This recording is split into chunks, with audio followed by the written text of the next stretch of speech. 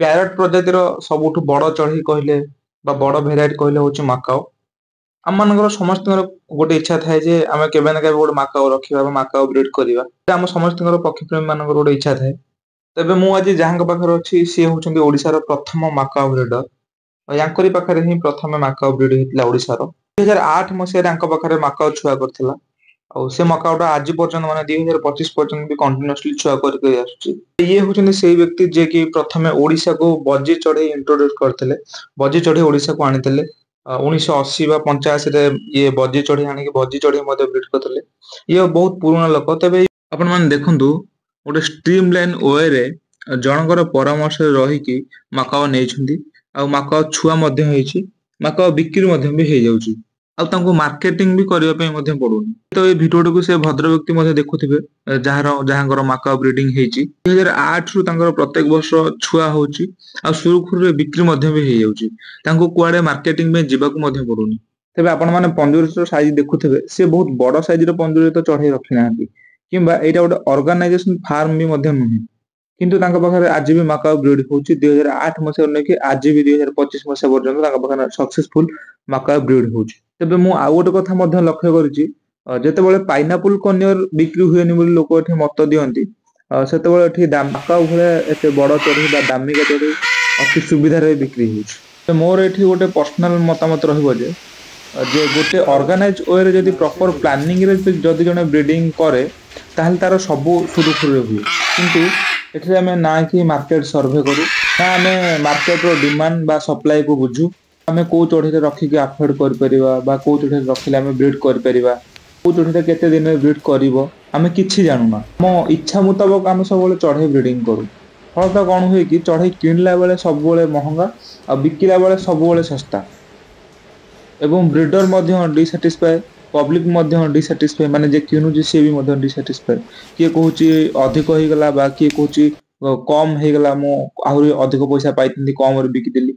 ଏଥିରେ କିଣା ବିକା ବେଳେ ସମସ୍ତେ ଡିସାଟିସ୍ଫାଏ ହୁଅନ୍ତି।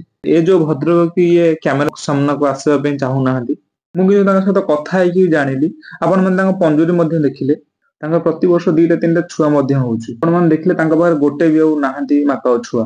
ଆପଣ ମାନେ ଏଇଥିରୁ କଳ୍ପନା କରିପାରୁଥିବେ ଯେ ଆମ ଓଡିଶାରେ ମଧ୍ୟ ବଡ ମାକାଓ ବା ବଡ ଚଢେଇ ଦାମିକା ଚଢେଇ ବିକ୍ରି ହଉଛି ବୋଲି। ଇଏ ଯୋଉ ଭଦ୍ର ବ୍ୟକ୍ତି ଆଜିର ସୋସିଆଲ ମିଡିଆ ଦୁନିଆ ହୋଇକି ମଧ୍ୟ ସେ କୌଣସି ସୋସିଆଲ ମିଡିଆରେ ଆଜି ପର୍ଯ୍ୟନ୍ତ ନାହାନ୍ତି। ହେଲେ ଆମେ ତାଙ୍କର ପରମିଶନ ନେଇକି ତାଙ୍କ ଚଢେଇର ଭିଡିଓ ବନଉଛୁ। ସେ କ୍ୟାମେରା ସାମ୍ନାକୁ ଆସିବା ପାଇଁ ଚାହିଁଲେନି ତ ସତ କିନ୍ତୁ ମୁଁ ତାଙ୍କ ସହିତ ବ୍ୟକ୍ତିଗତ ଭାବରେ ବି କଥା ହେଲି। ତାଙ୍କର ମତାମତ ଯେ ଆଜି ପର୍ଯ୍ୟନ୍ତ ବିକ୍ରି କରିବା ପାଇଁ ତାଙ୍କର କୌଣସି ପ୍ରକାର ଅସୁବିଧା ହଉନି ବୋଲି। ତାଙ୍କର ପ୍ରତ୍ୟେକ ବର୍ଷ ଛୁଆ ହୋଇ ଆସିଥିଲେ ମଧ୍ୟ ଯୋଉଠିକି ଲୋକ କୁହନ୍ତି ଯେ ପାଇନାପଲ ବିକିବା ଅତି କଷ୍ଟକର ବୋଲି ଲୋକ କୁହନ୍ତି। କିନ୍ତୁ ମାକାଓ ଭଳିଆ ଚଢେଇ ଓଡିଶାରେ ବ୍ରିଡ୍ ହେଇକି ଓଡିଶାରେ ମଧ୍ୟ ବିକ୍ରି ହେଇଯାଉଛି। ୟାଙ୍କ ବ୍ୟତୀତ ବି ଆପଣ ମାନେ ଜାଣିଥିବେ ଓଡିଶାରେ ବହୁତ ଲୋକ ବ୍ରିଡ୍ କରୁଛନ୍ତି ବା ବହୁତ ଲୋକ ରଖିଛନ୍ତି। କିନ୍ତୁ ଇଏ ହେଲେ ଓଡିଶାର ପ୍ରଥମ ମାକାଓ ବ୍ରିଡର। ଇଏ ହଉଛନ୍ତି ଆମ ଓଡିଶାର ବହୁତ ପୁରୁଣା ବ୍ରିଡର ଜଣେ। ମୁଁ ତାଙ୍କ ସହିତ ବସିକି କଥା ହେଲା ପରେ ଜାଣିଲି ଯେ ସେ 1980 ମସିହା ବେଳେ ଓଡିଶାରୁ ଯାଇକି କଲିକତା ଜାଭା ଆଣୁଥିଲେ। ପୁଣି ଓଡିଶାରେ ବ୍ରିଡ୍ କରିକି ନେଇକି ପୁଣି କଲିକତାରେ ନେଇକି ଜାଭା ଦେଇକି ଆସୁଥିଲେ। ଆଉ ମଧ୍ୟ ସେ ମତେ ପୁରା ସ୍ପଷ୍ଟ ଭାବରେ କହିଲେ ଯେ ସେ ସମୟରେ 1980 ମସିହା ସମୟରେ କଲିକତାରୁ 20 ଟଙ୍କା ଲେଖା ଜାଭା କିଣିକି ଆଣୁଥିଲେ।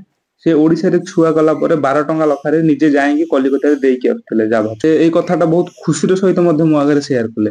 କିନ୍ତୁ ଆମର ଏଠି ମ୍ୟାକ୍ସିମମ୍ ଲୋକଙ୍କର ଏକ୍ସପେକ୍ଟେସନ ଯେ ମୁଁ ଯେତିକିରେ ଚଢେଇ କିଣିଛି ମତେ ଯଦି ସେତିକି ମିଳିଲା ତାହେଲେ ଭଲ। ଯଦି ତାଠୁ କିଛି କମ ପଇସା ମିଳେ ତାହେଲେ ଆମ ଲୋକଙ୍କର ଏଠି ମନ ଦୁଃଖ ହେଇଯାଏ। ଲୋକ କୁହନ୍ତି ଯେ ମାର୍କେଟ ଖରାପ ବୋଲି। ଆପଣ ମାନେ ସବୁବେଳେ ମନେ ରଖିବା ଦରକାର ଯେ ସବୁବେଳେ ବିହନଟାର ଦାମ ସବୁବେଳେ ଅଧିକ ଆଉ ଫଳଟାର ଦାମ ସବୁବେଳେ କମ। ଆମେ ଯେତେବେଳେ ବି ଚଢେଇ କିଣୁଛେ ଆମେ ସେତେବେଳେ ଆଡଲ୍ଟ ଚଢେଇ DNSX ହେଇଥିବ ଡିଫରେଣ୍ଟ ବ୍ଲଡ ଲାଇନ ହେଇଥିବ ବିଭିନ୍ନ ପ୍ରକାର ଦିଗକୁ ଦେଖିକି ଆମେ କିଣୁଛେ। ବଟ ଆପଣ ମାନେ ଭାବନ୍ତୁ ଆପଣ ଯେତେବେଳେ ଚଢେଇ ବିକୁଛନ୍ତି ଆପଣଙ୍କର ଛୁଆ ହେଲେ ଆପଣ କଣ ଏଇ ସବୁ ଦିଗ ଦେଖେଇକି କଷ୍ଟମର ମାନଙ୍କୁ ବିକୁଛନ୍ତି। ଆପଣ ମାନେ ହୁଏତ ଗୋଟେ ବାପା ମା ର ଛୁଆକୁ ବିକୁଛନ୍ତି ସେଟା ଆଡଲ୍ଟ ହେଇନଥାଏ। ତେଣୁକରି ଆମେ ଚଢେଇ କିଣିଲା ବେଳେ ଯଦି 10 ଟଙ୍କାରେ କିଣିବା ତାକୁ ବିକିଲା ବେଳେ ଅବଶ୍ୟ ତ କମ ପ୍ରାଇସ ହବ।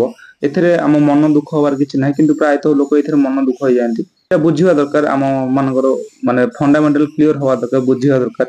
ତେଣୁ ସେ ଯାହା ବି ହଉ ଆପଣ ମାନେ ଏଇ ଭିଡିଓରେ ଦେଖିଲେ ଜଣେ ଚଢେଇ ପ୍ରେମୀ ବା ଜଣେ ବାର୍ଡ ଲଭର ବାର୍ଡ ବ୍ରିଡର ଆପଣ ଯାହା ବି କୁହନ୍ତୁ ଆମ ଓଡିଶାର ସବୁଠୁ ପୁରୁଣା ବା ଆମ ଓଡିଶାର ସବୁଠୁ ପ୍ରଥମ କହିଲେ ଚଳେ। ସେ 1980 ମସିହାରୁ ଷ୍ଟାର୍ଟ କରିକି ଆଜି ପର୍ଯ୍ୟନ୍ତ 2025 ମସିହା ପର୍ଯ୍ୟନ୍ତ ବି ଆମ ଲାଇନରେ ଟିକି ଅଛନ୍ତି ଆଉ ସେ ବହୁତ ଖୁସିରେ ଅଛନ୍ତି।